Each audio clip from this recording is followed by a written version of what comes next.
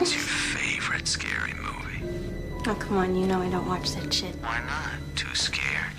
No, it's just what's the point? They're all the same. Some stupid killer stalking some big-breasted girl who can't act, who's always running up the stairs when she should be going out the front door. It's insulting. Hello! And welcome to episode 27. I don't know. I think it's 27. Five. Yeah. It's in the late 20s, like us. Like us.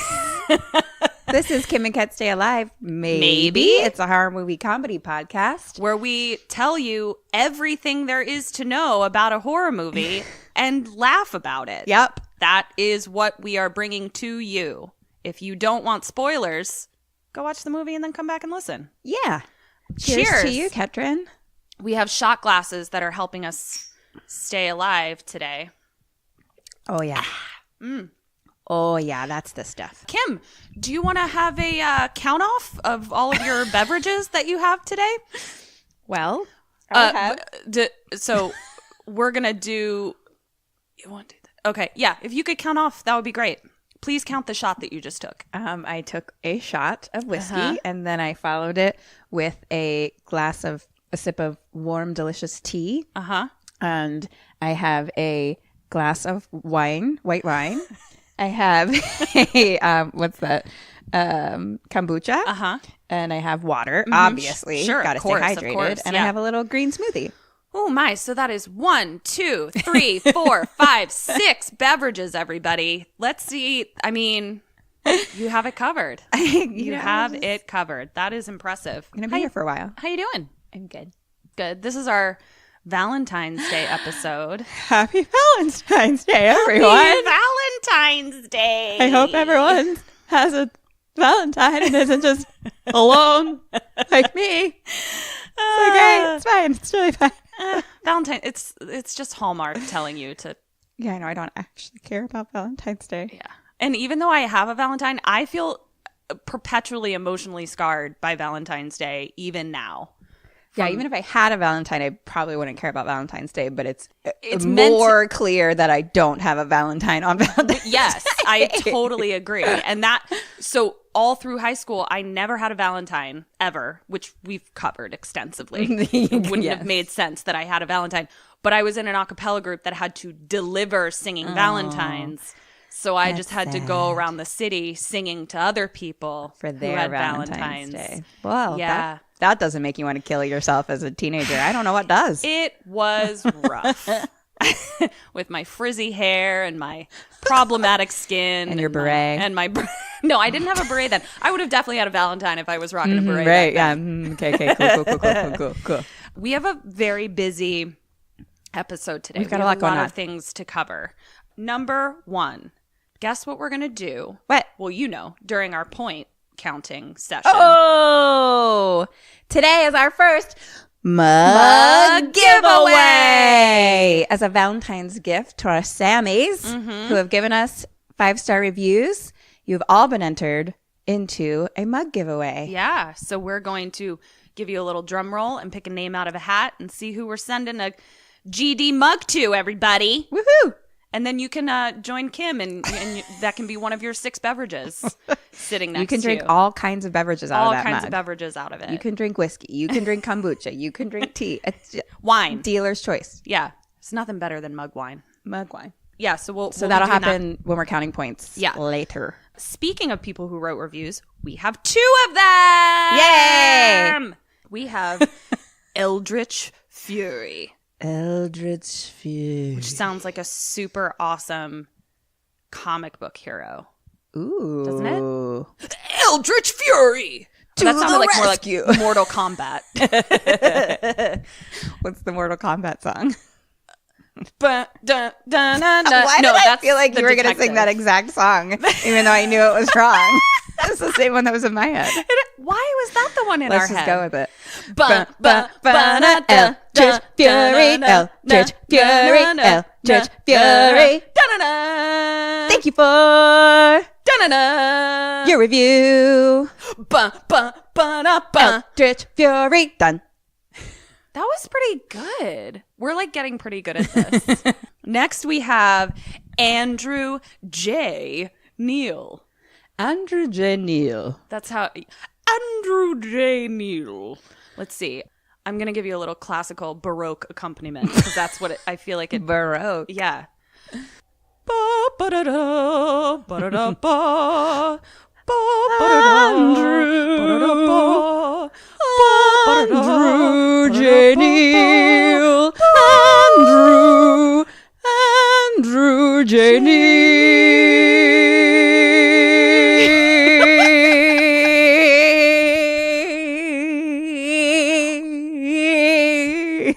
Kim, your impressive breath support. That was wonderful. Acting classes. I love it. That was beautiful. Thank you, Eldritch Fury and Andrew J. Thank you guys so much. We Neal. really appreciate you and your reviews. It means a lot. We also launched a very exciting thing. We did a thing. Yeah. We launched a Patreon. We did it. So you can help us pay my husband slave, who does 100% of everything other than record the podcast itself, which he's currently doing today. So, and travel costs and all that kind of stuff. And we need equipment costs for ours that keep breaking. All of that stuff. And wine. Yeah, and wine. Most importantly, wine. So and whiskey and kombucha and green tea smoothies. And all of Kim's beverages. Yeah. You're going to have to pay for those. They're racking it up. So we started a Patreon so that we can be able to bring you more KK and we have some awesome tiers. And then it also allows us to bring you some bonus content. We have some cool stuff. Yeah. So what is our first? What's our first tier? Is you become an official Sammy. Yay! You'll be a member of our KK Sam fam and a true final girl or guy. Yeah. So that's our first tier, and then our second tier. We'll give you a shout out on personal media. What? Personal media? On your personal media. We'll give you... basically, we'll just email you. I'm reading. And I can't do things right. We'll give you a shout out on social media, a personal shout out on social media. Got it. And we'll love you forever. And ever. And ever. And ever. Tier number 2 is Sally Hardesty from Texas Chainsaw Massacre. You get our monthly postmortem video. Yes, so that is something that we're going to start doing. So all of the shit that we fuck up or leave out or things that came up that we didn't know the answer to or things that we learned later, we're going to make a postmortem video where we tell you all of those things. Mm-hmm. And if you are one of our Sally Hardesty tiers, then you get to unlock that and watch it. So you get all the cool shit that we learn about the movie afterwards. Yeah. Next up, Kirsty Cotton from Hellraiser. Who we met last week. Badass B. Yep. What does she get? And you get then access to exclusive polls. Oh, right. So you get to vote on like the movies we do, who watches the movie, merch ideas, I don't know, any other fun fucking questions we come up with. There's actually you a poll. Vote, you tell us. Yeah, there's actually a poll up right now. There is. That you can contribute to where you tell us which St. Patty's Day themed movie we're going to do. Obviously, we're choosing from the Leprechauns. I mean, clearly, we're choosing from the Leprechauns. You're in control. You are in control of which one we do. Next up, Sarah Carter from The fucking Descent. The Descent. I fucking love that movie. What does she get? You get the home game. Yes. So all those questions that we ask, you are going to get to play along. We're going to email you a PDF where you can see who stays alive better, us or you. It's probably going to be you. You get that at our Sarah Carter tier. Next up, Nancy Thompson from Nightmare on Elm Street. What's Nancy bringing to the party? Nancy brings another monthly video, and it's Ask Us Anything. You can ask us anything, and we'll answer it.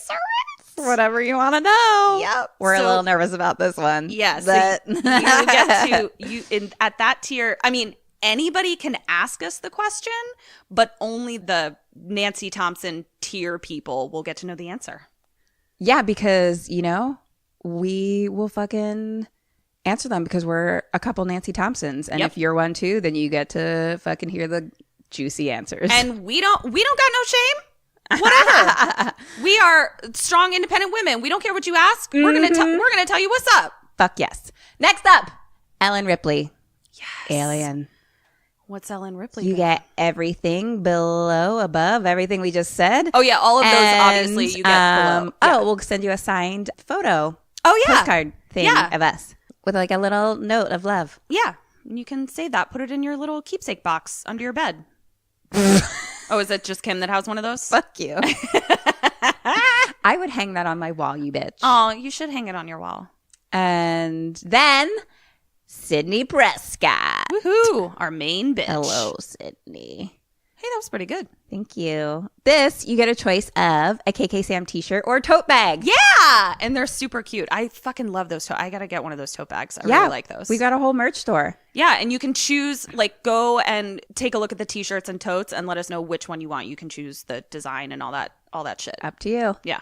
And finally, our favorite final girl, Laurie Strode. Laurie Strode. What is Queen Bitch bringing to Queen the game? Bitch brings you our original notes that we take while watching the movies. Yeah. And we will sign them. There's a limited amount, obviously, because you get there's only so many. Yeah, there's only so many. We'll rip it out the notebook, send it over to you. There will be no editing. There will be no, looking to see if it's legible. There will be no... You'll just get the straight from the horse's mouth notes. They're pretty fun. Yeah, they're pretty ridiculous. And you can see all the weird, side notes. Yeah, side notes that we make where we write stuff down that we aren't sure if it's going to matter later or... and me just screaming my feelings on the side of the paper constantly. Pretty much. And if you can decipher every single word that Kim writes, maybe you'll get a special prize. Because here's the thing, Kim wouldn't even get that prize. Yeah, you get to be our podcast host because I can't do that. So yeah, that's our Patreon. Go sign up and give us your money, and we'll give you cool bonus content. BoneCon, if you will. BoneCon. I hate you. You could leave now. Nope. See yourself out. Nope, I'm not. Well, I'm headed to BoneCon, so very excited about that. You can find it on Patreon or on our website, which is kimandketstayalive.com, or on any of our social media. There's links. Just go to kimandketstayalive.com because I worked really hard on that website, and I'd like you to go and fucking check it out.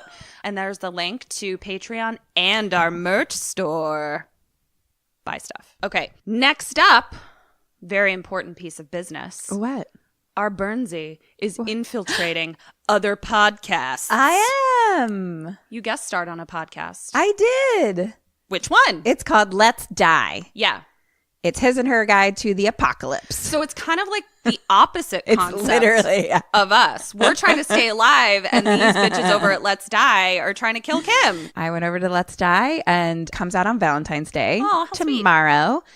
And we have a nice old talk about surviving online dating and things like that. We actually dissect each other's real time. Like we were just I was like, let me see your fucking app. Let's see it. And so we look at each other. What was your grade?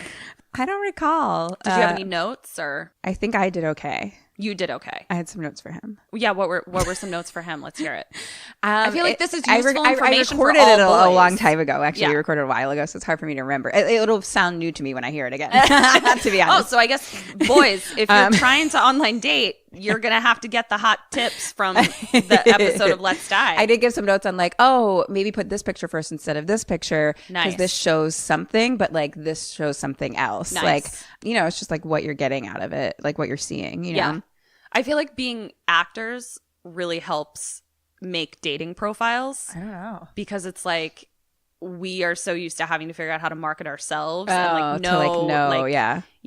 this says this about me. I'm blah, this blah, blah, says blah, I'm blah. fun. Yeah. This says I'm hot. This is a picture of my face. Yeah. I mean, honestly, that's half of what I'm looking for. I'm put a picture of your fucking face. Do people really not?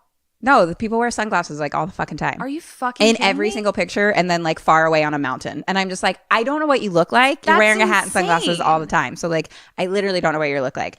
Not that you know what I mean? No, it's not but just based on that, but that's kind of what we're doing here. I feel mistrustful of someone that doesn't want to show me their eyes. I feel the same way. What if they have evil snake eyes? Or they're just all far away. And I'm I get that you travel, bro, but who are you and what do you look like? And then they don't write anything in their bio, and I'm well, I need to look into your soul, or I'm going to assume you don't have one. Yes. Give me your soul, fucker. Yeah. Give it to me. We'll take your soul. We also got to see a super awesome sneak peek of a movie, a double feature. So in our episode 17, Bernsey told me about Happy Death Day. Yeah, it was my birthday day. Yes, we got to go see a double feature. It was my birthday. And I told you that movie. We got to see Happy Death Day, which I hadn't seen. I'd only heard Kim tell me about it. So weird. But then we got a sneak peek of Happy Death Day to You, which comes out today. The day that you're listening, it comes out. Today. Yeah. And it's fucking awesome. It's so great. It is definitely one of those like comedic horror movies. It was so fucking funny, actually. It was so funny. And like I always say this, the acting was great. Yeah. So it wasn't just about, the horror movie aspects of it and the deaths and things like that. You really cared about the characters. And I feel like that's not easy to do. And I feel like it was really well done to like to do like a second of that movie without just like doing the same movie over again. Yeah. Specifically that kind, Totally. So it was very creative and it was very well done. Super creative. And we got a little Q&A with the director and with Jessica Roth, who's super cute. Yeah. It was run by Ryan Turek over at our friend Shockwaves podcast. Yeah. If you haven't checked out Shockwaves, you should. They're great. Oh, make sure when you go to see Happy Death Day to You in the theaters, stay for after the credits. Yes. Ooh. That's a little tip from Kim and Ket. Yeah, so go check it out. So yeah, I think, did we complete all of our business? Yes, we did. High five. High five. Boing. Bam. Did I just say boing? Sweet. Yeah. I watched a movie. What is it? Well, it has to do with Valentine's Day. Great. I love Valentine's Day. It is. I'm so alone. You know what? You'll like this one. You're going to get some of your revenge out on Valentine's Day. In case anyone gives a fuck, I did bring a boy to our to the Happy Death Day screenings. You did. And Ket got to meet. Ket got to meet. I got to meet Eric. him. And Eric also got to meet him. And I liked him. He was really sweet. Yeah, he's really cool. He was a super sweetie. But that was like our second date. So I still don't know if I have like a Valentine really. Sure. You know what I mean? But I approve. Thank you. Which, I mean, that's means a go. Everything. Yeah, it's true. So I watched the original My Bloody Valentine from 1980. My non-existent Valentine. But it's bloody, Burns, so you'll get some of your fury out, your eldritch fury out. It was from 1981. Okay. Do you know what I mean when I say that? I do. It was a horror movie from 1981. So I feel like we need to set our expectation barometers to 1981. Okay. Whatever that means to you or to me or to all of you out there, why don't we do that? So, yeah, My Bloody Valentine. My barometer is set. I'm ready to go. Great. Beep, boop, beep, boop, beep. Let me grab a pen. There's a pen on your leg. Oh, that's what I was looking for. You were more prepared than you thought you were. I know. Okay, I have my pen all along. So first, we're going to play Dead or Alive. How did it take us 27 episodes to do that? I don't know. Wow, we really had the exact same thought at the exact same time. I think it's because we do this weird thing where we would say alive or dead, which is like, why would we flip them? So people say dead or alive. Okay. Never even considered it before. Yeah, it's fucking weird. 27 episodes, everybody. We catch figured it on out quick. Okay. So, Dead or Alive. Go on. Most of these people are nicknames, so I'm not going to give you any information about who they are other than the name. Okay. Bartender. Bartender is alive. Howard. Dead. Billy Pratt. Alive. Hot Dog Boy. Dead. Girl Boner. Dead. Boy Boner. Alive and inside.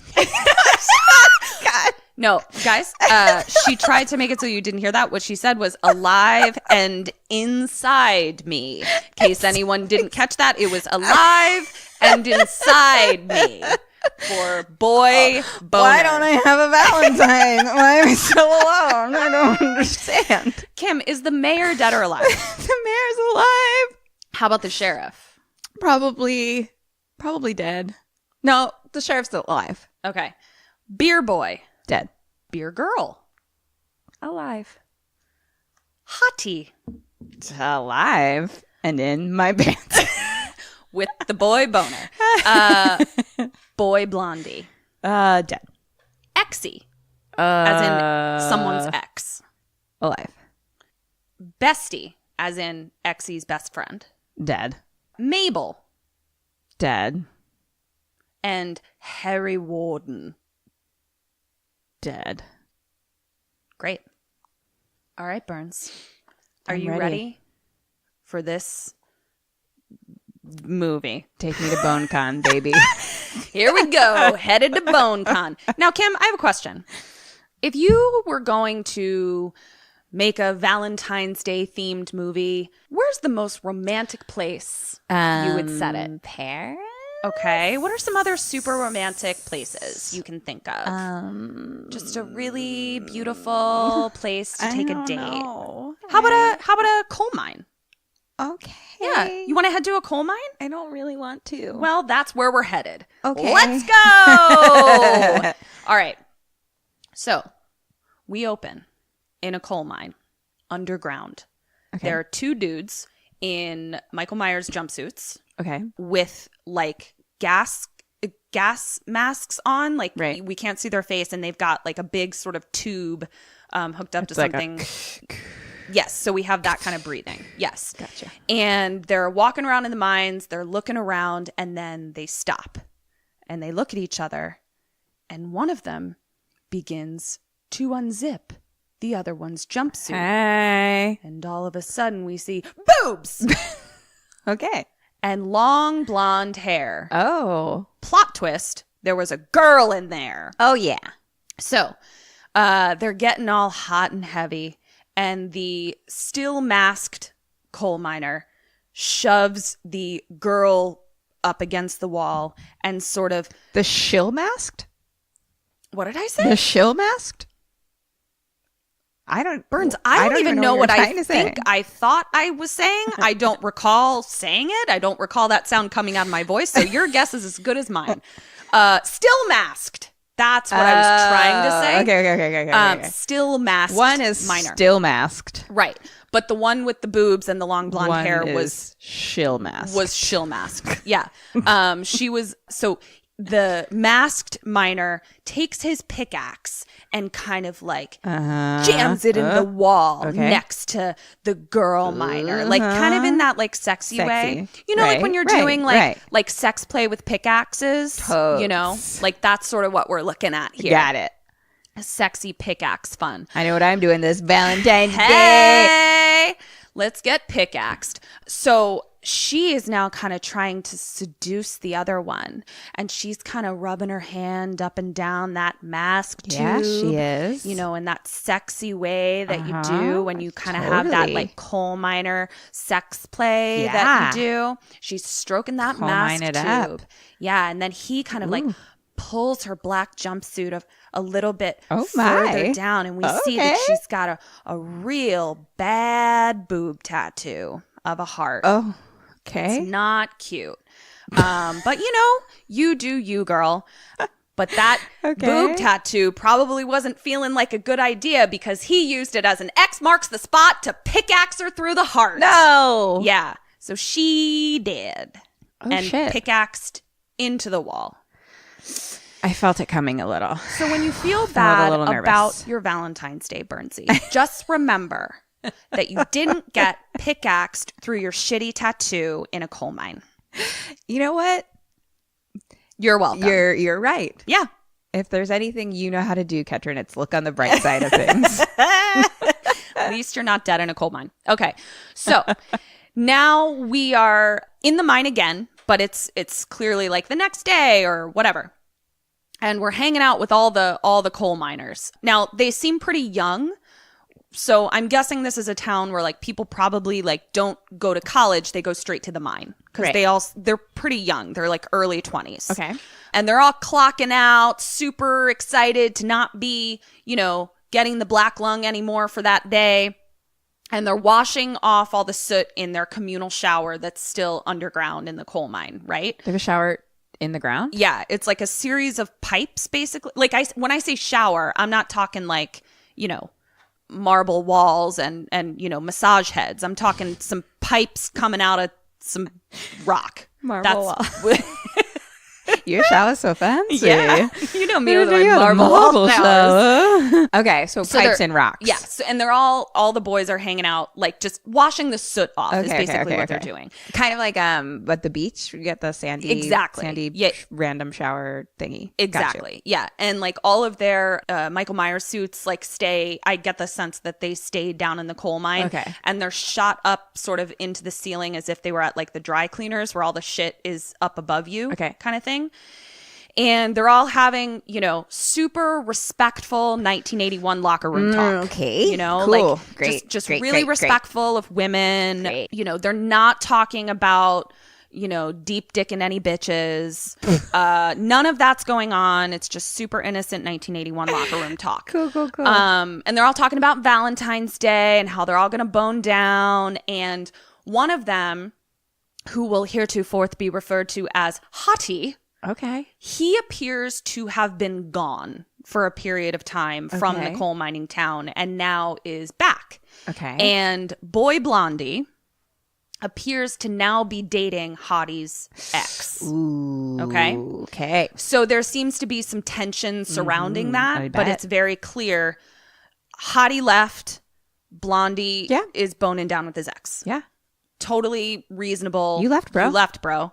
So now they're all rinsed off. They all shoot up to the surface and they're racing to the bar and they're like, last one there has to buy the beer. Sure. Got it. And they all are, speed racing in their 1981 cars and they drive past a sign that tells us what the town's called, and it's called Valentine Bluff. Oh. Yep. Okay. So, all right. So they all bust into the bar, and I'm guessing it's a small town. There's maybe one or two bars there. It's all decorated for Valentine's Day. All the wives and girlfriends and women of the town are there. They obviously come in super respectfully. There's no slapping of asses or referring to them. They're referring to them really respectfully and all that kind of stuff. Of course. The way that I talk about boners in my Sure. So Hottie is all by himself playing, pinball or some shit. He's a pinball wizard. There's got to be a twist. Oh, okay. It's from Tommy. Moving on. So he's all by himself. Everybody's. He's from my theater nerds. You and your beret can see yourself out, please. All right. So they're all getting drunky at the bar. Cool. Now we are with the mayor of Valentine Bluff and his secretary. And they appear to be very proud of themselves. Okay. And they point out that this is the first Valentine's Day dance that the town has had in 20 years. Oh. The sheriff is now with them, and he's like, and they're all at the bar? We're in a different scene. We're in a different scene, but like they're kind of like outside where they're all partying inside. So it's like, yes, it's a different scene. It's a different shot, but I think everyone is kind of hanging out together. They're outside the bar, I would say. The sheriff who's now there is like, let's not like play that up too much, let's just say we're having a Valentine's Day dance. End of story. Let's not make a big fucking deal about it, right? There hasn't been a Valentine's dance in 20 years. So as they're walking into the bar, all of a sudden, someone pops out of the bar and he's covered in red liquid. He starts laughing. It's red paint. Oh, you fucker. That jokester. The mayor scolds him and he's like, what the fuck? And red paint guy goes back in laughing. Hottie then comes out the door and he goes to leave. And the sheriff says, I don't think he likes being back in the mines. And the mayor says, not my fault he couldn't make it on the West Coast. Ooh. I don't know what that feels like. Just kidding. We learn that the mayor is Hottie's dad. Oh. Okay. Interesting. So, mayor, Mabel, sheriff. Right. Break up their little meeting and they say, we have another meeting to get to. Right. Paint guy runs out after them and he's like, oh, I forgot to give you this, Mr. Mayor. It was here when we got here. And he hands him a heart-shaped box. Mm-hmm. And the mayor... Ooh, the mayor's got a little Valentine. Oh, man, I want some of those chocolates. They're so good. I hope I get some for Valentine's Day this year. Eric. Hint, person who edits our podcast. Eric, if you can hear this right now, if you could just get a box of chocolates for Kitchen. Yes. Where you bite into half of them and see which one you want to eat first. Yeah. Just half of all of them? Yeah. And then whichever ones I don't like, I give to Eric. It works out perfectly. It's a great system. You just have to eat them all by yourself. I'm so alone. I'm sorry. I want someone to eat the halves I don't like. Baby, what did I say? You're not pickaxed in a coal mine, sweetie. Okay. That's what you have to remember. You're right. Yeah. You're right. So he opens up his box of candies, and there's a little poem inside. And the poem says, from the heart comes a warning filled with bloody good cheer. Remember what happened as the 14th draws near. Ooh. Dun, dun, dun. He opens it up. There are no chocolates inside. It's just a bloody human heart. What?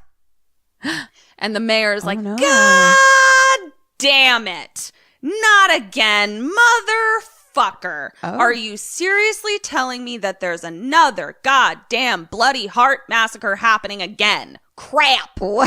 Wow. We don't know what he's talking about. We just know that he is endlessly perturbed at this bloody heart And sitting on his clearly lap. not the first bloody heart. Not the first bloody heart he's seen. received. No. So now we're back at the bar. It's a different bar than where we were before because the hottie is there with some town ruffians. Remember, he left the bar where all his friends were hanging out. Okay. He went to the town ruffian bar. And that's what, where all the ruffians hang out. Who are you? And when and where are you from? I am unclear. The ruffians. The ruffians. And they're playing the stabby knife game. Where you spread your fingers out on the table. I can't play that game. And you stab. Nope. Yeah. Nope. Yeah. Not good for hand models. Nope. Not good for hand models at all. Or people that don't want to stab their hand. They're also not good for them. If you had to, if you played, which finger would be your only? What would be your finger? Easy. That would be like Pinky. if I wanted to lose question. one. Done with my pinky. I don't even feel like I fucking need it right now. Cool. Let me chop it off. I just need my index and my thumb and then a couple, support fingers. Yeah. But this pinky, I mean, what does my pinky even do now? I think I would agree with that. Pinky's definitely the first to go. Like if I were to lose one, yeah, it'd be a pinky. I mean, it's the thumb is what sets us apart from other mammals. Yeah, you need your thumb. So like, I just feel like if someone was like chop off a finger, I'd be like, sure. No problem, bro. Cool. If you join our Patreon, next video will be me chopping off one of Ketrin's pinkies. And if you pledge $200 a month, we'll send you my pinky. Oh my God, I really lowballed myself. You did. We can make only a total of $400 a month on my pinky. Whatever. Anything for the podcast. So, the bartender in the ruffian bar is real salty, real surly. Okay. And he's saying, y'all gotta be careful for Valentine's Day. This is Harry or Henry? I'm unclear. Harry Warden's Day. And all the guys are like, shut up, old man. And he's like an older old bartender. Okay. Yeah. And he's like, let me tell you a story. Oh, okay. So we're going to hear the story. Tell me, barkeep. Fateful Valentine's Day 20 years ago. So he says, all right, everyone's down in the mine. And And they're all super excited to head to their town's Valentine's Day party. But there's some slowpokes down there. You know, there's some Kims down there. Some Kims and Erics down there. And just because we're not all walking at the pace of the way people run. Well, let's see how you feel about it after the barman tells us his story. So everyone goes up to the surface of the earth to go to the Valentine's Day party. And there's 5 dudes still down there being pokey. Well, the dudes that left early, they forgot to check the methane levels. Now, I don't know what that means. Doesn't sound good. What it makes the mine do is blow up. Oh, shit. And those 5 dudes get stuck under the rubble. And their exit to the surface is blocked. Oh, no. So they're buried alive. Oh, God. The town spent 6 weeks looking for the 5 dudes that were buried. They finally clear away enough rubble. There's 1 dude left. But he is motherfucking cuckoo bird now. Right. Just laughing maniacally, gnawing on a dude's leg. Oh, no. Just eating people. He ate all his friends. It's not, I mean, what are you going to do? You know? That's how that's how you stay alive for 6 weeks. Yeah, it's like somebody's getting eaten, and it's not me, because I'm going to be doing the munching. I'd eat you. What? I'd eat you. I'd eat you too. I'd eat your pinky. Don't you think there's a way? I think we could gnaw simultaneously on each other. Oh. And start. What a good idea. With the extremities we need the least. Yeah, we'd go start with our pinkies, obviously. Well, not your pinkies, because what if you got up to the surface and then you're all right, start with my... I'll start with your toes. Maybe, but it's like you kind of need those to walk and for balance and things. Like, well, Kim, what do you want me to start with? I'm not sure. I'm like, maybe I'd give up hand modeling to stay alive, I guess. Okay. Fair enough. All right. So we'll just gnaw on each other's pinkies simultaneously. Kind of like a reverse hangman, but in real life. Seeing... Reverse hangman. I don't know what that means. game Hangman, where it's like, okay, it's, once the full body is gone. Yeah. It was a great reference. You just didn't get it. No, I got it. I mean, I thought that's what you meant. It was just, it wasn't great. So the one dude that's left, they get him out and they send him straight to the cuckoo bin. Right. The loony bin is what I meant. The mental ward. And he stays there for a year. It wasn't long enough. Well, I would think not. I would think not. I mean, I 1 feel like you year's- need a little bit more therapy after you've took eaten all me your friends. over a year to get over a breakup. It was like 2. Let's be honest. It was like, I mean, it was an intense year or 2. Oh no, there is no And judgment. that was I'm from just a saying you needed 2 years to get over a breakup. Let's give this guy a little bit longer than a year to get over eating all his friends. I think so. I think I need more. I need more. So who's at fault here? Even if we both survived by slowly eating each other's most useless extremities, I'd still need more than a year of mental help afterwards. Yes, and I also feel like we'd need some distance from each other. We'd be at separate wards. Yeah. Separate hospitals. No animosity, but just some space. You know? I mean, let's come back together. It's a lot of time to be eating each other. And every time I tried to pick up my fork with my only 2 fingers left, and I just yelled at the heavens, Kim! We need some alone time. All right, so can I get back to the story? Sure. The barkeep is frustrated that we keep interrupting him. Right. So he gets out of the mental ward, and he's pissed. Oh. And he's like, I'm going to kill all the supervisors. The supervisors should have been on top of this, and they fucking weren't. Yeah. So one by one, he fucking kills all the supervisors. Yeah. The last supervisor, we see the kill. He's putting on his little tie, getting ready for the Valentine's Day dance. Right. And he's in the mirror, and all of a sudden, he sees a coal miner behind him. And he's stabbed to death through the bloody heart. Okay. He put all the hearts into boxes and left them as a warning, never to have another Valentine's Day party again. Okay. Now I ask you. Yes. I feel like his priorities were misplaced. Okay. Why? I feel like what he should have said is, don't ever not check the methane levels again. Like I feel like he was placing his blame on the wrong thing. I hear you. Yeah. Like Yeah.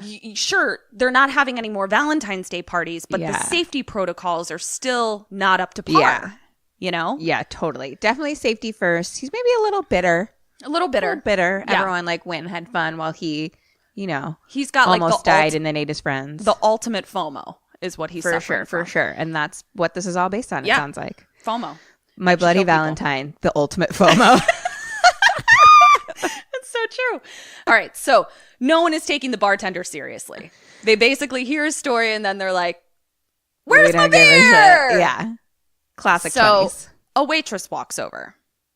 Now, Kim, Yes. this is a waitress in a coal mining town Oh, no. in a bar filled mostly with men in 1981. No. So take a deep breath and prepare yourself. The waitress walks over and says, "Who ordered the beer?" to a table of gentlemen. Mm-hmm. One of them grabs her by the hips and says, "I did, you beautiful slab of female fleshiness." What? Yeah. Yeah.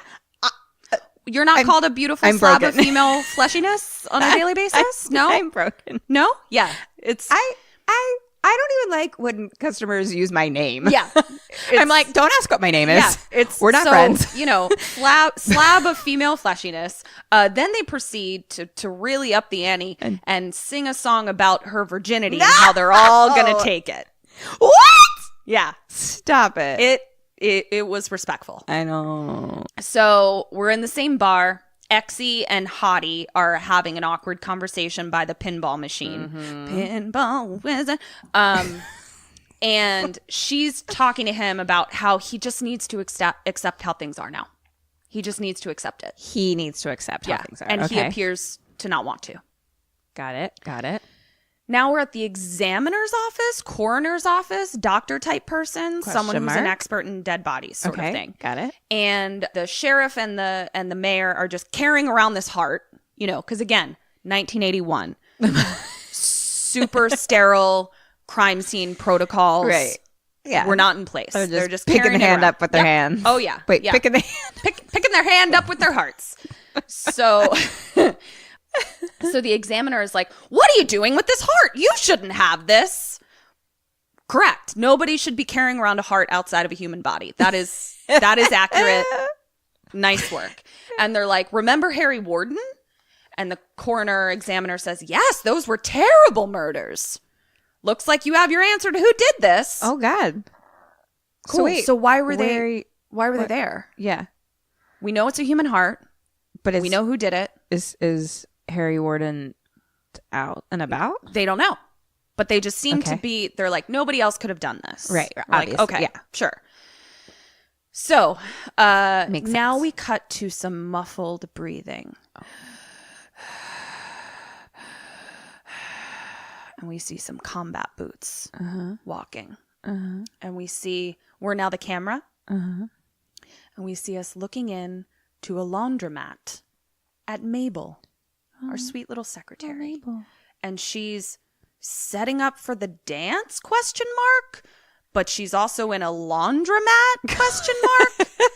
She's decorating the laundromat. Is it for the dance? I'm unclear. Are they having a dance in the laundromat? Is the laundromat attached to the dance hall? I am unclear. Okay. Just go with me. We're in a laundromat. All right. And Boot Mask walks in. This is from his perspective. He's watching Okay. Mabel. What does he do? Kills her. What does he do first? Boot Mask walks in. And he... He's really into symbolism. And why do I help you? He takes down one of the hearts, the decorative hearts, and stabs it. Okay. 0 points. He does not take down a heart and stab it. That was question number 1 for those of you following along on your Play at Home PDF game. What he does do is he places a heart-shaped box on the table. Oh. Mabel turns around, and all she sees is a sweet little heart-shaped box. It is Valentine's Day after all. She walks over to it, and she opens it. It's got a sweet little card inside, and it says, "Roses are red. Violets are blue. One is dead, and so are you." Oh. She's like, "Well, that wasn't very nice. Lights off." Oh. In comes Boot Mask, pulls her by the hair, pickaxes Mabel. Mabel dead. Oh, Mabel. I know, poor sweet Mabel. She wouldn't have hurt a fly. She was just Mabel. decorations for Valentine's Day. So Mabel's pickaxed. Now we're at night time. Appears the bar has closed because now the local boys are hanging out in that other super fun place to hang out in this coal mining town, and that's the junkyard. Okay. You know, all those fun nights you spent in the junkyard as kids. And they're all we did kind of like hang out at like Burger King parking lot and shit like that, you know? But at least the Burger King can provide you with some sustenance. Yeah, but you never went inside. You just hung out in the parking lot. Oh, I didn't do a lot of Train hanging out in tracks. fast food. Train tracks? Hung out there? No, I didn't have any train tracks, and I was from the other side of the tracks. So. I'm sorry, fancy pants. We didn't, we hung out other places. Climb through the fence that was a hole in the McDonald's parking lot. No, I did onto not. the train tracks. No, I did not. But you know what we did do that was really fun, and I feel like next time you need to come back to Baltimore with me sometime, because what we would do is we would go up to the Hampton Mansion, which is like a national historic site, yeah. Uh-huh. and they have a graveyard on site that all of the family was buried in that's owned the house for centuries. And obviously it's like super gated up. Like there's a fucking like brick wall around it, and then like giant spike weapons that make the cast iron gate. Like it's real boarded up. But we sure as fuck still tried to climb in there. That's fun. And we did it successfully. Getting back out was difficult. We were always real close to being stabbed. Real stabbed. That's fun. We should do that. Okay. That'll be fun. Anyway, so that's where we hung out, graveyards. Okay, so they're hanging out by a hood of a car, like being impressed with whatever's under the hood of the car. And they're drinking and smoking because they're cool kids. And Blondie is sitting in an old car playing a harmonica. And all of a sudden, a hand comes through the window and hands him a bottle of booze. And it's Hottie. Hottie gets into the passenger seat of this, junkyard car. Okay. And they're sitting in there and they're playing dueling harmonicas, like you used to do as kids. Duel your harmonicas. And one of them says to the other, it doesn't really matter, I guess we got ourselves a problem. Oh. And yep. And they say, you and I both know who Exie wants. And I'm like, motherfuckers, I don't. Why don't we ask her? Why don't we ask Sarah? Why don't we ask Sarah who she wants? Because really, it has nothing to do with what you assholes want. It's all about what Exie wants. So, I mean, it has to do with everyone wants. With what everyone wants, but like there can be like. But if you both want her, then it doesn't matter if you both want decide. her. It's a matter of which one of you she wants. And maybe she doesn't want you. Maybe she wants, somebody else. Maybe she wants a lady. Yeah. Who knows? We never asked her, is what I'm saying. Okay. So Blondie storms off, because he's like, Exie's mine. And Hottie's like, nah. Blondie storms off. Now, Billy Pratt walks over. His name is not Billy Pratt. He just reminds me of the dude in Overboard named Billy Pratt, who was Kurt Russell's best friend. So Billy Pratt walks over. I don't recall. I'm just going to say it's a dude named Billy Pratt in this movie. Yes. And he walks over and tries to cheer up Hottie, but then gives him a little bit of #real talk because he's like, I mean, you left, dude. True. To which I was like, yeah, that's #real talk. That's true. So now we cut to the sheriff talking on the phone about Harry Warden to a very salty lady at the mental institute, where we're assuming that's where Harry, was whatevered. And she's like, we have no Harry Warden here. And the sheriff is fucking apoplectic. He's like, what do you mean you have no Harry Warden? Where is he? And the mental lady says, it either means he was released, transferred, or dead. And she's like, I have one other place I can look to see where he is, but it'll take several days. Goodbye. And I'm like, several days. Why is so fucking salty? Like, he's just asking for like perfectly normal records that any institution should keep. Who is there? Are they here or not? Yep. When were they transferred? Are they dead? These are all things that we just need to know. You should know that immediately. Yeah. So now we are with Exie and her bestie, and they are walking down the street. And Exie is trying to figure out which boy she wants. And Exie's thinking, you know what? I'm just thinking about not even going to the dance at all. And Bestie's like, bitch, you are going to the dance. I got a super slutty, hot dress, and you're coming with me. Don't be a bitch. Yeah. And she's like, okay. So now we're back with the sheriff, and he comes into the laundromat. Oh, no. The laundromat party house. Oh. Looking for Mabel. No. And he goes into the machine room, and there are several hearts taped up all around. Yes, Mabel was putting up decorations, but why would she put all the hearts upside down? He asks himself, perplexed. And he starts following the trail of upside down hearts, and they lead him to a machine, a dryer specifically. And he opens the dryer. It's just clothes inside, but what's that strange smell? Oh, no. A new detergent, perhaps? What could it be? I'll pull these clothes out, examine them a little bit more closely when all of a sudden Mabel's body falls out. And it is all burned up and shit. Mabel. But it like really bummed me out because I was like, this isn't like fire burn. It's dryer burned. Doesn't that just like bum you out even more somehow? Like just the hotness of the dryer. Like it just. I don't know. I don't like it. You shouldn't. It was yucky looking. Poor Mabel. So the sheriff is bummed, right? And scared. He just found a body in the dryer, and those clothes are ruined. So now we cut real quick down to the mines for a second. All the boys are down in the mines showering again, getting ready, and Hottie and Blondie are, posturing and fighting over Exy, deciding who has the bigger dick. Cut back to the laundromat. The sheriff has now called in the mayor and some police officers to examine Mabel's body, who's just sitting on the folding table. Just, no caution tape, no nothing, no gloves, just sitting there, super sterile, didn't compromise the crime scene at all. And the mayor's like, I want to call in reinforcements. And the sheriff doesn't want to call in any more reinforcements because he doesn't want to create a panic. He wants everyone to lie and say that she died of a heart attack. What? And I'm like, well, I mean, I guess she sort of died of a heart attack and that the attack left her without one. Sure. Her heart was attacked. Was attacked, yeah. So I guess it's not a lie per se. But then he does notice something in her empty chest cavity where a human heart should be. No.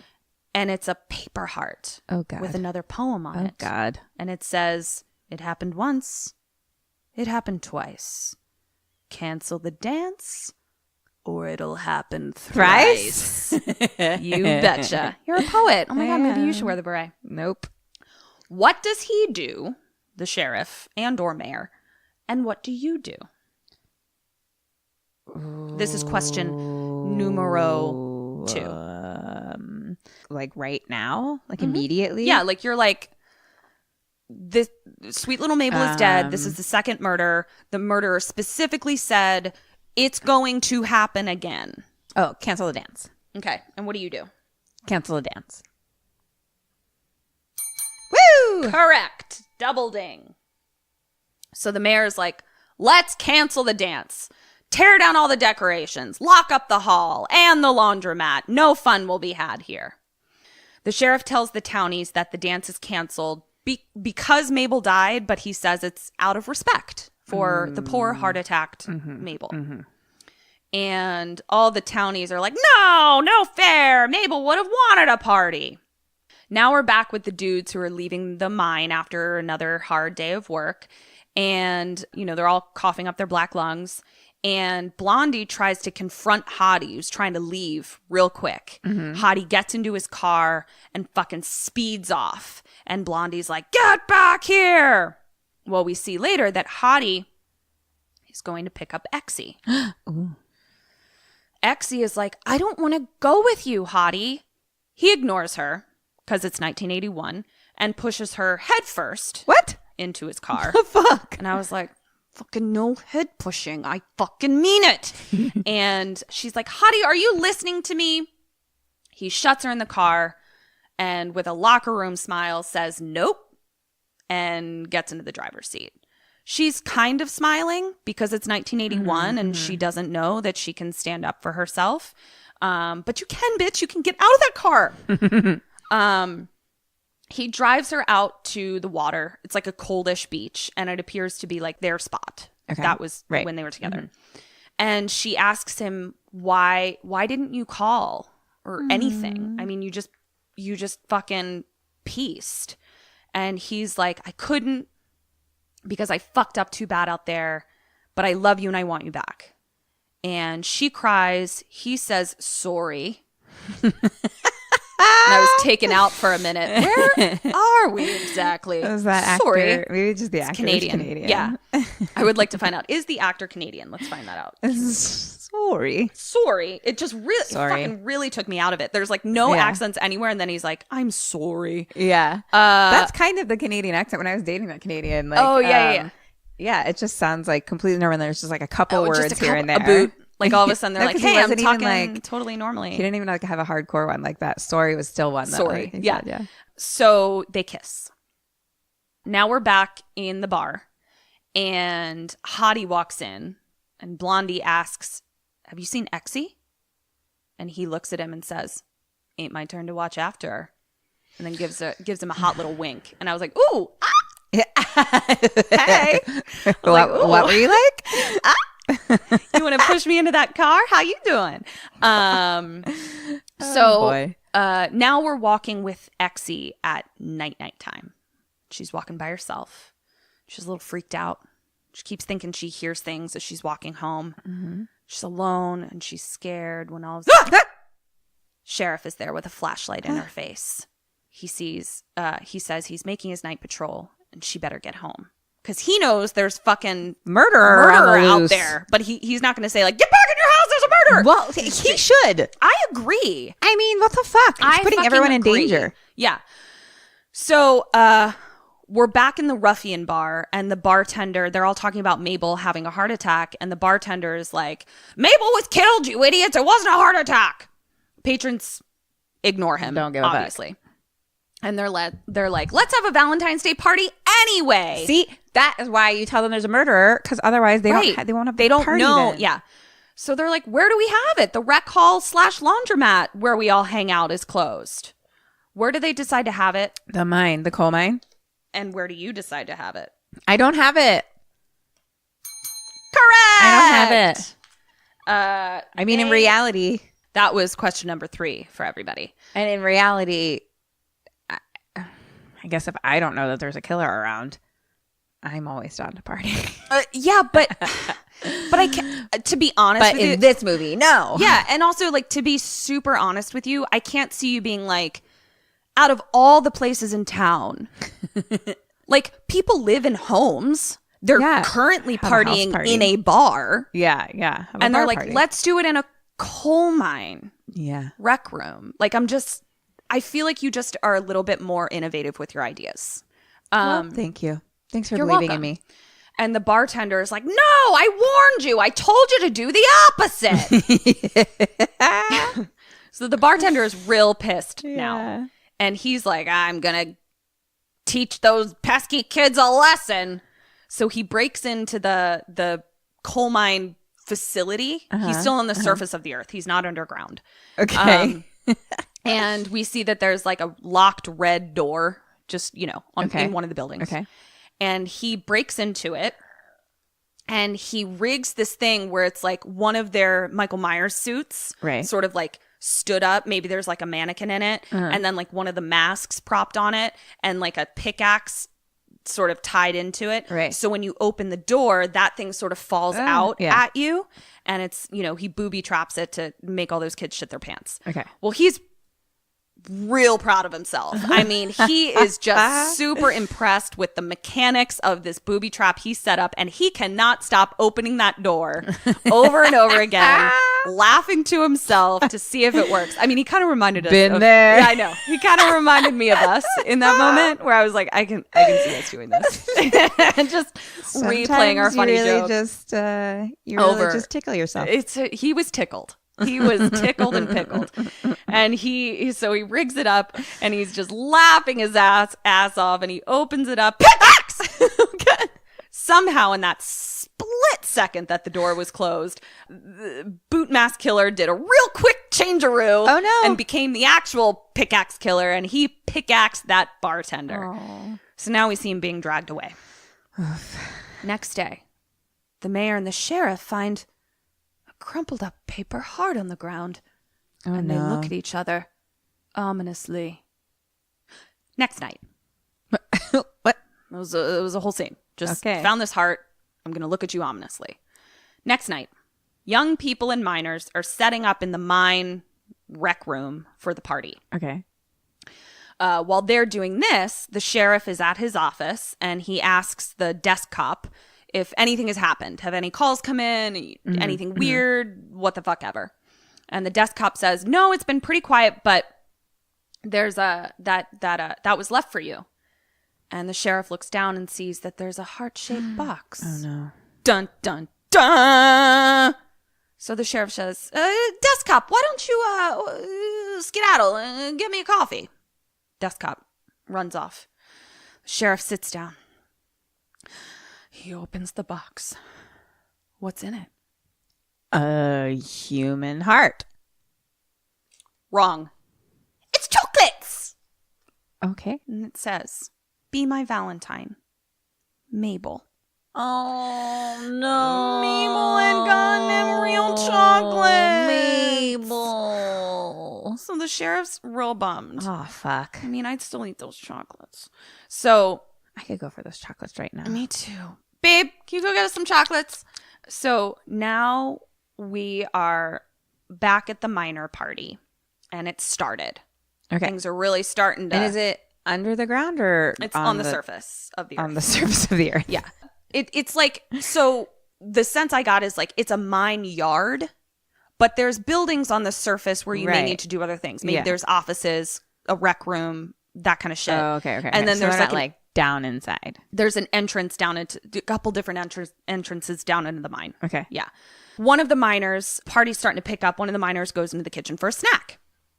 And he goes over to a boiling pot of hot dogs. And he's looking around for the prize hot dog, the one that he wants to nosh on, when all of a sudden, hand on back of head, pushed into the pot of boiling water. Oh. Ah!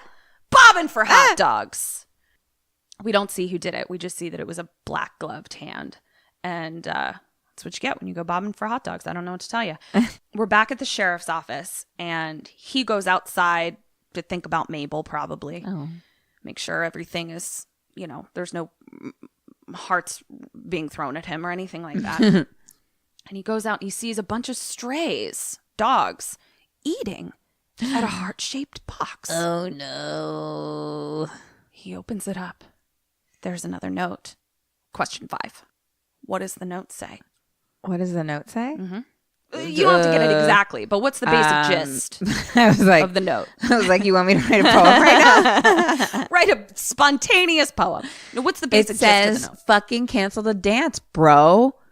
Like, cancel the party or whatever. Like, I'll give you a make the party stop. I'll give you a half a point. Okay. That was a half a ding, everyone. Sounded full to me. Half a ding. Half a ding. It says, you didn't stop the party. And the sheriff is like, yes, I did. I did stop the party. Yes. What the fuck? No one observes crime scene protocol. He just picks up the bloody box. I'm not seeing how that's not an entire point for me. Because he says stop the party, but what the note says is you didn't stop the party. So he's now being informed the party is happening. Like, there's a party going on right now. Whereas, like, if the note said stop the party, his response would be like, I did. I stopped it. There is no party happening. But he's informed that there is a party happening. So now we're back at I don't know about this. Now we're back at the party. Some dude's getting real cray. He's snorting some coke. Soda, that is, through his nose. What? Isn't that what the kids do? They snort coke? That's what snorting coke is, right? Is that? Yep. Katrin. Cool. That's cool, what it is. Cool. Blondie is trying to kiss on Exie. This is like in the middle of the party. And she's like, can you like please stop? Like he's just being like real aggressive. And she's like, can you like just get off me? And he's like grabbing at her and he's like just being super aggressive. Hottie's over there watching it and he's fuming. And Blondie's being really rough with her, like in front of everyone. Like nobody's like saying anything. And Hottie finally comes over and is like, you should back off. And Blondie's like, she doesn't want nothing to do with you. And Exie says, I have my own mouth, you know. Yeah. And I was like, yes, bitch. And so Blondie says, so use it. Tell him. So Hottie then speaks for her again, because God forbid we let her say what she wants. He says she doesn't want you anymore. And she then finally is fed up and says, both of you, just back the fuck off. And I was like, yes, slow clap, Nancy Pelosi style. So she leaves. And the boys, you know, do what they do, which is punch each other a bunch of times. Right. And all the girls are cowering in the corner at the barbarism of the men fighting with their dicks.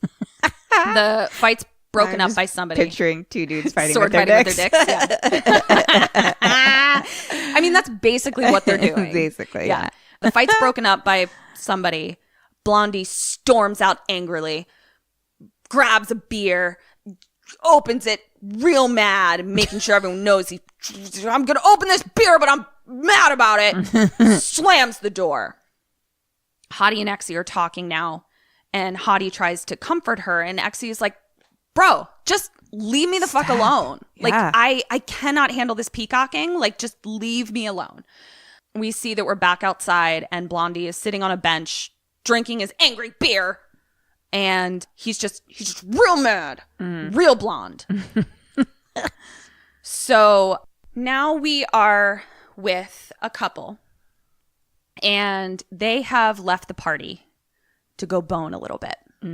And they're boning under the hanging jumpsuits. BoneCon. They're over. They split off to go to BoneCon. And they're boning under the hanging jumpsuits, right? Girl boner says, how do you get those down? And boy boner says, you just pull the rope. So she pulls and one falls on her. They giggle. Oh my God. And then she says, do you have one? And he pulls out a condom.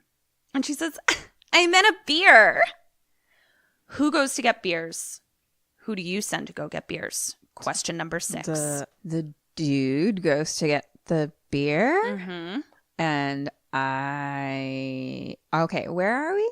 We're underneath the which is in the like underground. Yes, it's just the two of us, and the beer is like outside of the room we're in. Yes, you have to go back to the rec room. We go as a team together. Correct. Entry number whatever the fuck in our survival guide. Never go alone to get beers, or say I'll be right back. Say I'll be right back, or let someone leave you while they go get beers. Just always get a beer with a buddy. Buddy beer beers. With a buddy. Buddy beers. Buddy beers. So boy boner is heading to the kitchen. So we're now in the kitchen, and we see that there's 2 girls already in there, and they're refilling the hot dog water. Hot dog water. Yeah. And they pull out tongs as the boy boner walks in. Or it's not boy boner, it's beer boy. They're boning, but they're beer girl and beer boy because they want beers. You see how I came to that conclusion with those nicknames? Okay. I'm super creative.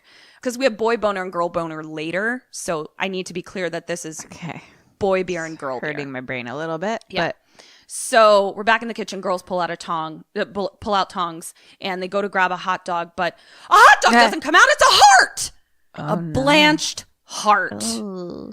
And the girls are like, ew, gross. That's so fucking gross. And I'm like, you didn't fucking pull out like the hot dog wrapper that accidentally fell in. You pulled out a heart, a full fist-sized human heart from your hot dog water.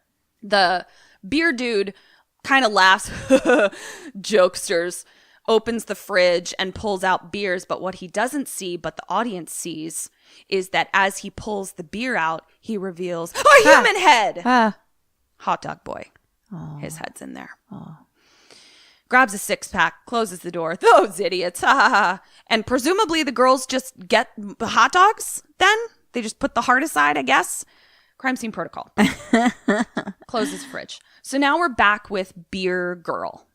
And she's waiting for beer boy to come back. And she looks up and all the suits above her, they're moving and, Oh, no. and they're creaking. So she's looking around and she hears water running. She's, Beer Boy? Is that you? And we see a bunch of faucets being turned on, but like those pipe faucets that we saw them showering in. And they're just being turned on. Beer Boy? She goes to investigate. All the clothes start falling down around her and she can't see. Where am I going? I just hear water and oh my gosh. It's like Snow White running in the woods. And then all of a sudden, the bartender's body comes down on a hook. And she screams, ah! She turns around and she runs and there's Boot Mask! And she's screaming and screaming and he just slowly grabs her by the head, lifts her up, and carries her over to the showers. Now here comes Beer Boy, looking for Beer Girl. He too hears showers, and he's thinking, are these sexy showers? So he's like, Beer Girl, what are you doing?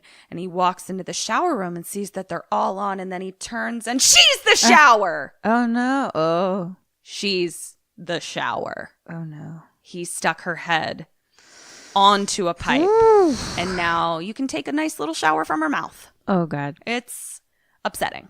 So things aren't going great for Beer Boy or Beer Girl, frankly. Now we're back up on the surface of the earth. We're in the sheriff's car, and he is heading towards the mine. Like, he's like, fuck! So we see that he's starting to panic. He's starting to figure out, oh my God, those fucking kids are having the fucking party that I fucking tried to cancel, and now everyone's going to get fucked. So we're back at the party, and the girls are being all coy, and they say, you know what would be fun? What do they think would be fun? Wait, we're at the party. We're in the rec room. And the girls are like, you know what's fun? You know what would be fun to do? You know where she go? Into the mine. And where do you think would be fun to go, Kim? What suggestion would you make? I mean, what's in this town? Lord fucking knows. Get creative, Kim. I don't know. People are hanging out at junkyards. Let's leave this town and go somewhere else. Oh, that is a double ding if I ever heard one. That is a double fucking ding. Correct. Get out of this town. No, they say, let's go down to the mine. So the party heads on down to the mine. Hottie comes out and he's like, hey, you know the rules, Billy Pratt. And he's like, Billy Pratt's like, we're just going to go down real quick and then come back up. And Hattie's like, nope, you know the rule. No women allowed. What? That's the fucking rule. I'm sorry. That was the rule? Not don't go into the mine, not during work hours.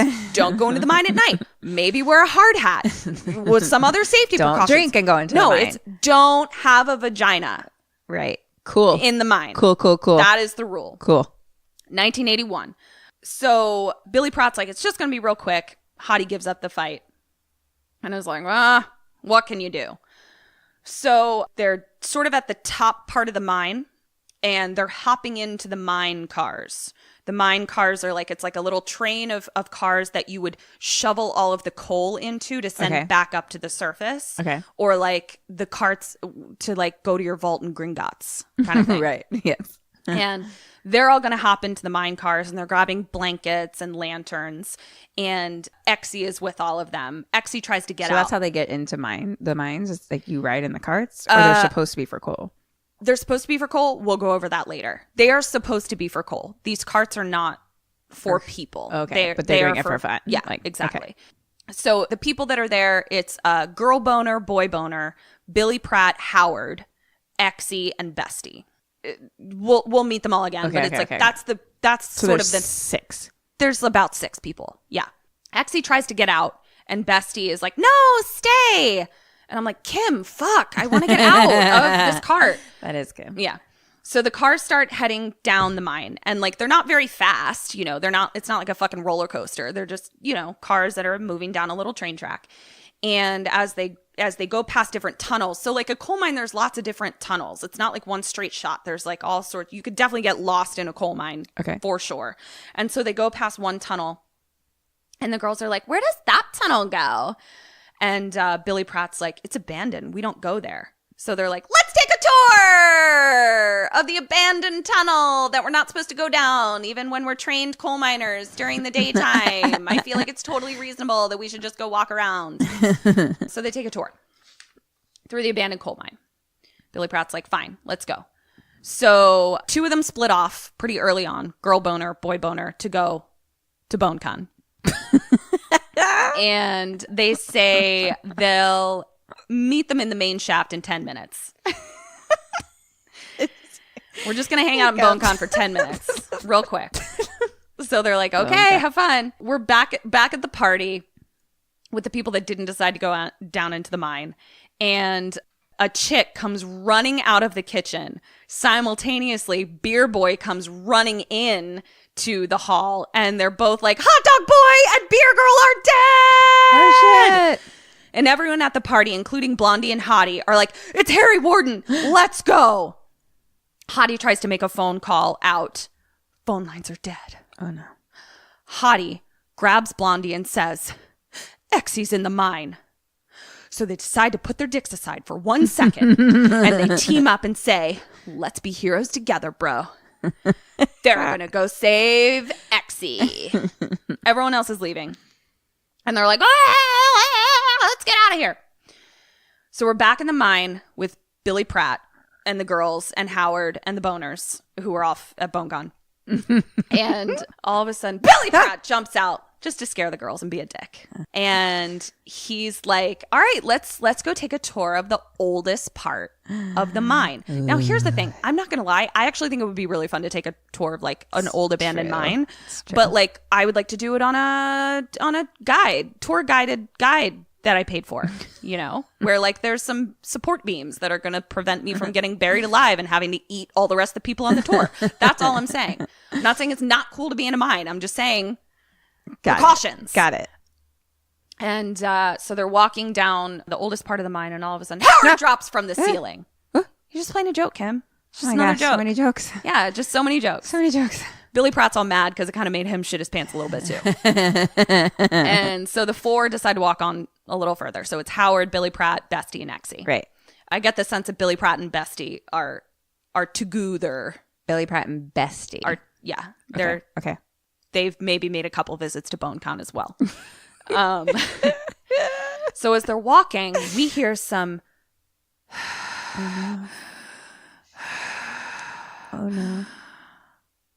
Now we're with the two boners. They're making out hard.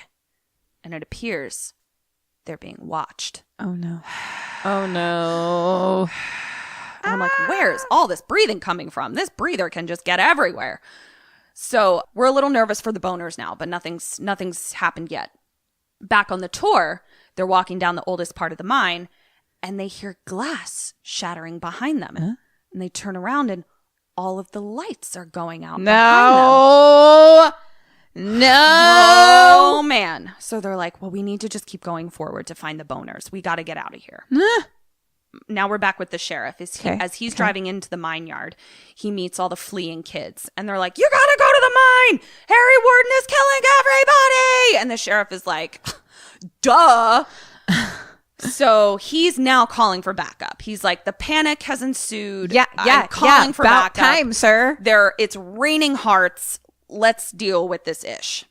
So now we're back on tour, and they're looking around for the boning too, okay? Because, you know, things are getting weird.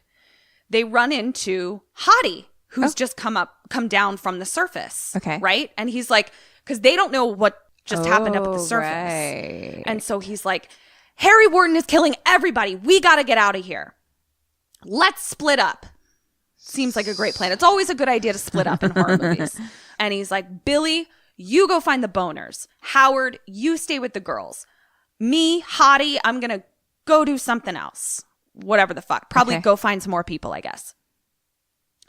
Billy finds the boners. But they don't look well. Oh, no. Because they are shish kebabbed together. Mid-bone. So she was like double shish kebabbed. Not a good day at BoneCon. No, it is a rough day at BoneCon for sure. When all of a sudden, Billy Pratt hears a loud click. What is it? Well, it's a nail gun to the head. What? He got nail gunned in the head. Oh, no. Now, here's the real bummer. He doesn't die right away. Oh, no. Because here's the thing, Kim. If I'm going to get nail gunned in the head, I would like to die immediately. Like, real quick. Immediately. He doesn't. So we're now back with Howard, who's with the girls, and Billy Pratt, nail gunned, stumbles in and dies at their feet. Oh, shit. It's a bummer. Real bummer. That would freak me out. Yeah. I'd now be freaked here out. comes Boot Mask. Oh, no. Walking towards them. Oh, no. Slowly. I think those jumpsuits, I think those jumpsuits make you walk slow. I don't think you can run in them because anybody I've ever seen wear them in horror movies is just going physically real slow. Like they're them. going like Kim and Eric speed. Fuck you. I could easily get away from them just by walking at a totally normal pace. Eric and I do love our jumpsuits. You do.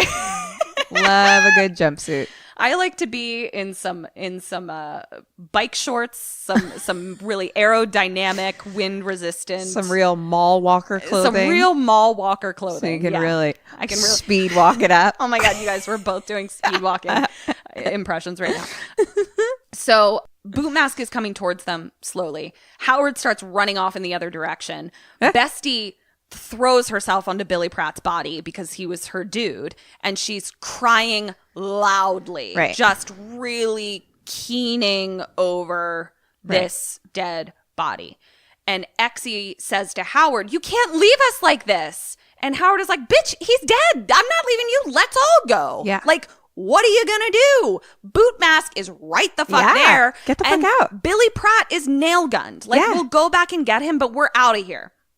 Well, Exie's a real sweetie, and she tries to pull Bestie off of Billy's body to be like, we gotta go. But she's a mess. I mean, she is just real sad. But Exie does something smart. She grabs Billy's lantern, and she tries to get Bestie to leave his side when all of a sudden, out pops Blondie. And he's like, "Come on, girls, I can take you. Let's go. Let's try to get out of the mine." Bestie is still crying very, very loudly. And Exie is like, shut the fuck up. Like, just, like, you're literally, like, creating a trail of tears, like, right now. When all of a sudden, Exie, Bestie, and Blondie, they hear someone coming around the corner. Question number 8. What did they do? And what do you do? So it's kind of like it would be a sharp corner. Like it was two tunnels that are going the same direction come together at a point. And they hear someone coming down the other way. What do you do? What do they do? And who are we with right now? We are with Blondie, Exie, and Bestie. Okay. So the boners are dead. Mm-hmm. The Billy Pratt's dead. And Howard ran off. Howard ran off, but we don't know where Hottie is. We don't know where Hottie is. Do we have things? There's some stuff down there. It's a coal mine, so it's like, you have things about you. So do we have to go this direction, or like if we turn around, are we going back further in? Unclear. Oh, so it's up to you. Yeah, because basically I feel like, fuck. Wait. Okay, wait. But couldn't we like see Boot Mask following us? Like, how did we know? And then as soon as we started running the other direction, I got the impression that he didn't follow us. He went somewhere else. Okay. I want to fucking arm myself with something. Great. You or them? Me. Okay. For sure. Okay. And they, what do? They do the same? Correct. So that was question 8. You got a double ding. Blondie picks up a pipe, something. Right. That's why I said, like, there's stuff around, but it's not like, I'm sure at any given point there's something to pick up. There's a rock, there's a whatever. Yeah, that's what I was thinking. Yeah, like, but it's not like there's, shit. There's just not like knives hanging on the wall. No, yeah. So Blondie picks up a pipe, arms himself, waits for the person that he hears to come around the corner, and thwack! It's Hottie. Okay. And he's like, "Dude, what the fuck?" And he's like, I don't know, man. I mean, we're being stalked by a killer. Like, you can't get mad at me for piping you in the nuts. So all 4 of them are like, all right, fine. Well, we got to get out of here. We got to get the girls out of here. So now we're with Bestie, Exie, Blondie, and Hottie. Okay. It's the 4 of them. Okay. And there appear to be 3 ways out that I can surmise at this point. So I will tell you what they are. It's not like explicitly said, but what we are going to learn is we have obviously the train tracks where the slow, cold train goes. And we also have an elevator that goes up and down to the surface. I'm assuming that's how the workers, normal way. Yeah, like that's, and then there's also a ladder somewhere. Okay. But it's sort of unclear. It's like there's probably another emergency way to get out. So the 4 come to the control panel for the elevator. Got it. And it's motherfucking smashed. And I'm like, of course. When you see that it is smashed, what do you do and what do they do? Go to one of the other. Which one? ways. Where are you going to go? Whatever's closer. I don't know what it looks like. I'm going to say, okay. I'm going to go to... And I would say, Kim, like, you don't know what's closer. The boys might, but like for the part where you answer what you would do, you don't know which one is closer. So you'll have to think about it. I mean, I guess I'll just go to the one where I know where it is, which is the cold carts. Okay. And then they do the ladder. I am going to give you 1.5. I'll take it. So they decide to go to the ladder. I'll tell you, you'll see why you only got a 0.5 point later. Okay. Well, I'll tell you now. Those are 2 reasonable options. There's one thing that I feel like both of you are leaving out is that I do feel like hiding is an option. Like there's not a lot of hiding. Right, do you know what I mean? Where it's like, let's hide I was like, somewhere. let's get the fuck out. That's how I feel. Yeah, I hear you. I think you'll see why I say that later. Okay. So they have to climb up the ladder. Well, it's 1981. These bitches were at a party, so they're wearing heels. Climbing a ladder. Okay. Again, Kim and Kat's survival guide. Don't fucking wear heels. You never know when you're gonna have to run. Also, like, who's wearing heels? Who wants to be in a coal mine wearing heels? Fuck if I know, dude. I do not fucking know. I didn't even wear heels at my wedding. So, like, I truly cannot relate to this. I wear heels for maybe 30 minutes when I have to. So they're like, we got to go up the ladder. Bestie is still fucking crying. And I'm like, bitch, shut up. Nobody is telling you to be over it. I'm just telling you to be quiet. Like, you can cry when we get to the surface of the earth. True. Cry all you fucking want. But shh. Right now? Shh. So she's, the order that they're climbing up is Blondie. Right. Bestie. Exie. And Hottie. Okay. Got it. I think Hottie's at the bottom. Unclear. Doesn't matter. But it's definitely Blondie, Bestie, Exie. Got it. And all of a sudden, Bestie stops. And she's like, I don't want to go any further. Oh my God, girl. Can't we go another way? Just get the fuck out of there. And I'm like, no, you can't go another way. Like, and it doesn't matter if you want to keep going. Like, this isn't like, I wish to not be doing life this. Or death. Yeah, like, I wish to not be being chased by a murderer. But yeah. you're going to have to go up a ladder. So Exie is like, no, bitch, let's go. And Exie starts yelling up to Blondie, who's above Bestie, and is like, can you go a little slower because this bitch is fucking holding up the line here. What is she, in a goddamn jumpsuit? Because she's going slow as fuck. And Bestie stops again and she's like, I'm not going any further. I'm scared of heights. And Exie is like, well, I'm scared of murderers. God. So let's go. So she just starts pushing her up. And I'm like, Christ, yes. Then all of a sudden, a body falls past them. What? It's Howard. Oh no, Howard. Oh no, Howard is right. So they're like, well, fuck. Who just fucking threw a body from up above us? Did they throw a body? Or was it up there and it fell? Which way do we go? Do we go back down? Do we keep going up? What the fuck are we gonna do? They're like, man. Okay, let's go back down. Oh, jeez. And Blondie says, I know a shortcut. And I'm like, where the fuck was this motherfucking shortcut before? Yeah. Because you saw I was wearing heels, dude. Take me through the shortcut rather than making this bitch who's afraid of heights crawl up the ladder. So they're like, let's take a shortcut. The shortcut appears to be over a bridge, like a rickety bridge, because there appears to be like kind of an underwater river. Okay. Which I think is a thing. There are often underwater rivers. And there's a bridge going over like it. a walking bridge. Mm-hmm. The size of people. Barely the size of people. Okay. Very, very narrow bridge. Like it basically looks like some miners came across this river and was like, we need to build a bridge real quick so I can get to the other side. Right. Blondie is bringing up the rear. Okay. And they're walking and it's a real rickety bridge. And then all of a sudden they hear a splash and they turn around. Blondie's gone. Fuck. They kind of shuffle back to where he was. And they look down and all they see is bubbles coming up from the water. What? And the girls are fucking freaking out. And Hottie is like, listen, we have to keep going because that is 60 feet deep. And like, even if I thought I could go get him, like it's opaque water. Yeah. Like it is completely opaque. Like complete darkness.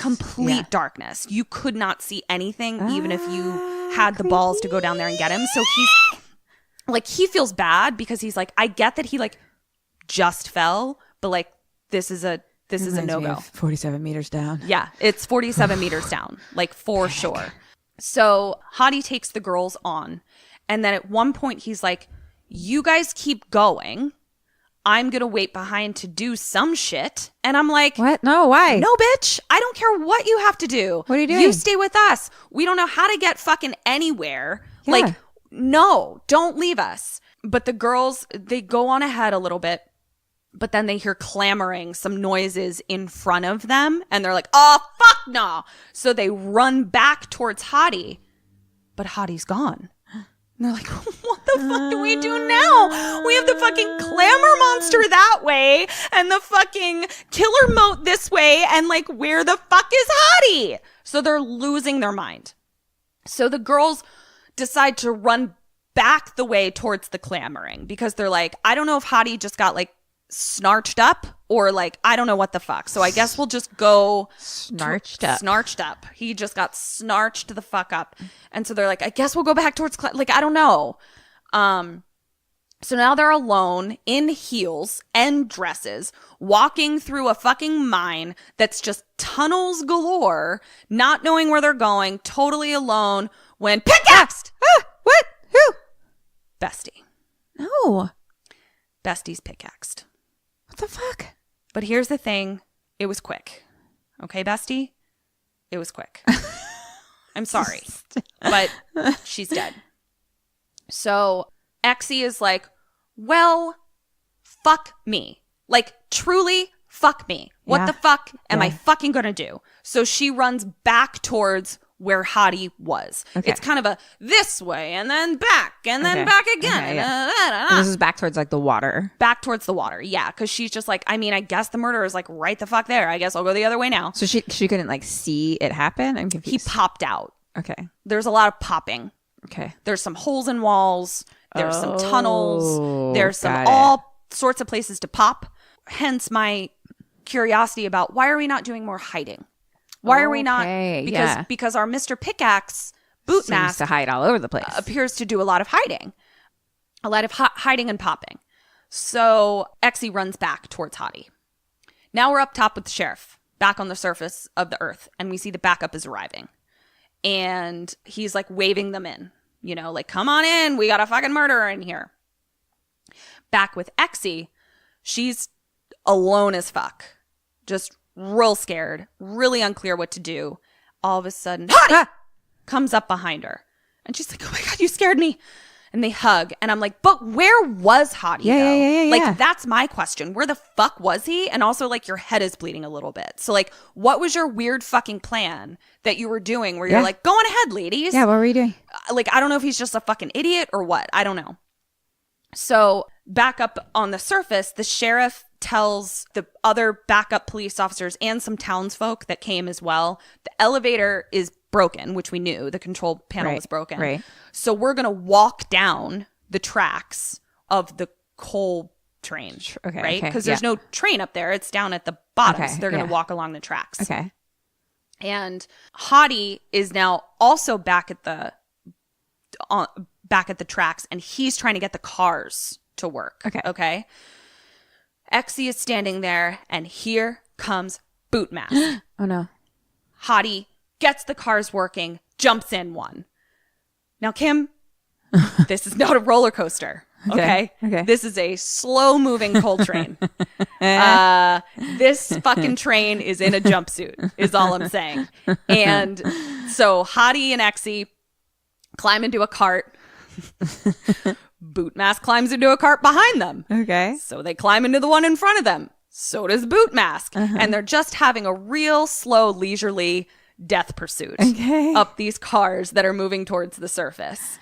They all sort of then kind of trip. It like goes around a bend, and Exy and Hottie fall off the carts. Oh, no. So Boot Mask leisurely follows, and now they're fighting alongside the carts that are slowly moving past them. And then we see that the whole town in the backup is coming down towards them and sees the carts, the empty carts coming up. So they're like, what is this fuckery? Now, Boot Mask and Hottie and Exy are fighting, and Boot Mask is kind of driving them back down. We can see he's sort of driving them back down because he's armed with his pickaxe. As they're driving them back down, Hottie sees that there's a hole in the wall, and he ducks in real quick.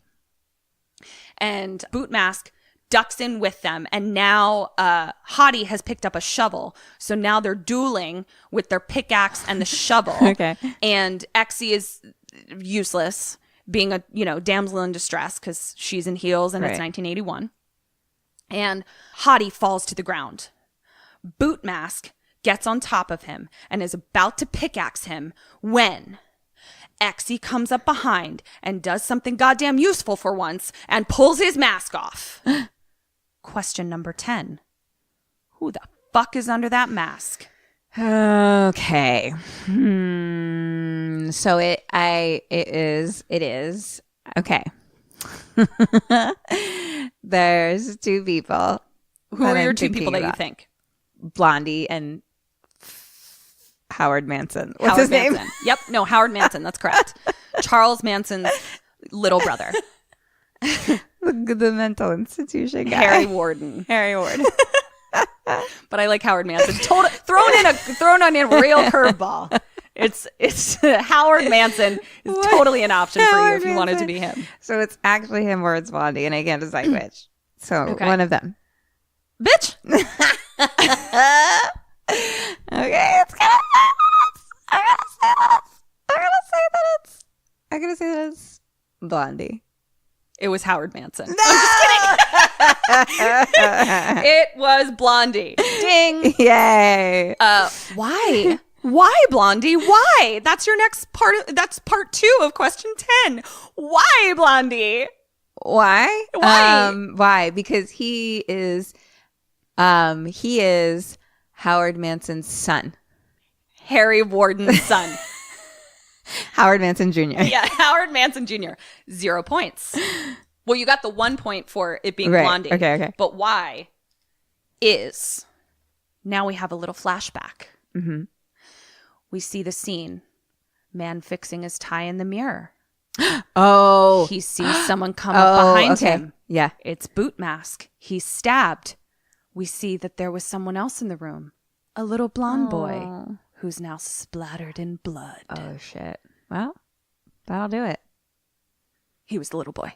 You got that. Yeah. You get what I'm putting when down. I said, that'll do it, I meant, that'll make you a killer. Yeah. Whew. So, that's rough. His dad got pickaxed by Harry Warden. I am so sorry about that little boy. Yeah. But we're back in the mine. And Hottie takes advantage of the pregnant pause and pushes Blondie off of him.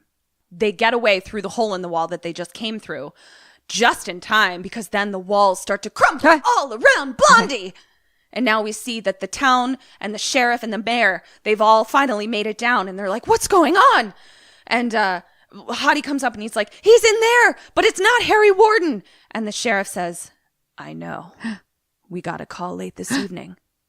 Harry Warden died 5 years ago. Oh, shit. And Exy and Hottie walk out together, hand in hand, as the town tries to unbury Blondie. But then they turn around because they hear one of the townspeople say, "He's alive!" Exie runs back and Hottie's like, "What are you doing?" She's like, "I just have to see him alive." I don't know why. I mean, bitch is thirsty. I don't know. And so I think she more just wanted to like, I don't know, have confirmation or like see him be taken away. Something like that. Make sure that he's like either dead or arrested. Yes, or something. Like that she's safe. Yes, something like that. So as they free him from under the rocks, just before they can pull him out, he runs off in the other direction. Shit! Into the mines. And we hear him laughing maniacally. This whole town is gonna die. Harry, I'm coming to join you. Exie, my bloody Valentine. Daddy's gone away. Harry Warden made you pay. Oh, shit. That was me running away. Got it. Did you get that? It's good when you explain the things that we already know that you're doing. I just want to be clear. The end.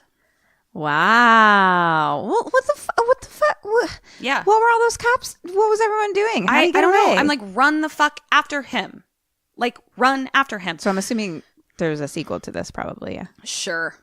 Probably a lot of them. Yeah, probably a lot of them. Yeah, so that's what happened. I will say this. I did get the sense that they got the rubble away enough to free him, but not enough for them to get through the hole. Okay. So like they were probably like, he knows the mines better than we do. I mean, he just fucking pickaxed a shit ton of people. Yeah. And he does the old hide and pop. The old pop and that lock and the hide. Old pop and lock and hide. So, you know, like hide you do. And pop and lock. Do you want to hear your points? I do. All right. Here we go. As promised, our very first mug giveaway from our 5-star reviewers.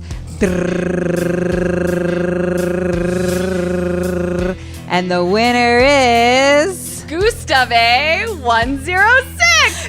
Gustave 106. Holla. All right, Gustave, email us or write us a message and we'll send you over that mug. Yeah. Thanks so much for your 5-star review. There's more where that's coming from, so please keep writing reviews. Yeah.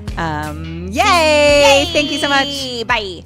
Okay. Yay! Burnsy. What'd I get? Out of 33 points, you got a cool 19. 19? You know what really fucked you? Did you mess up? Did you count the dead or alives? Yeah. What really fucked you was the dead or alives. Oh, jeez. It was like, there was a They were all wrong. No, you got 6 dead or alives right. It was just, there was a lot. You switched off some deads or alives. I feel like I did better than that. Yeah.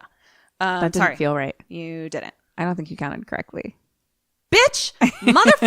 This bitch!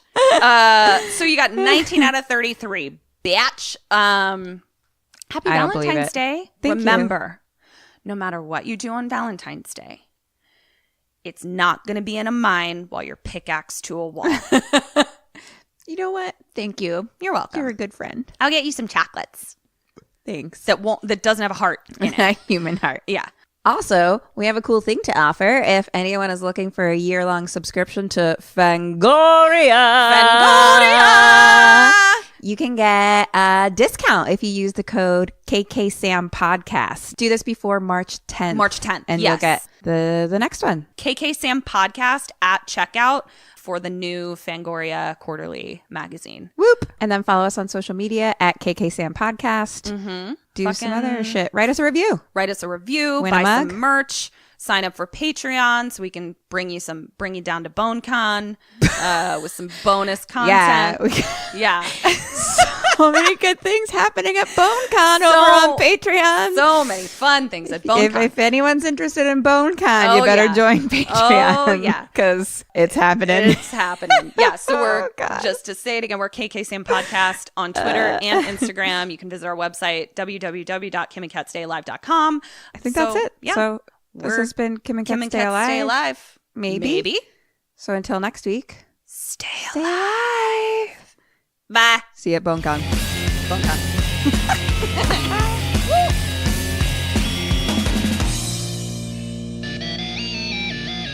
Ghosted me. I'm done.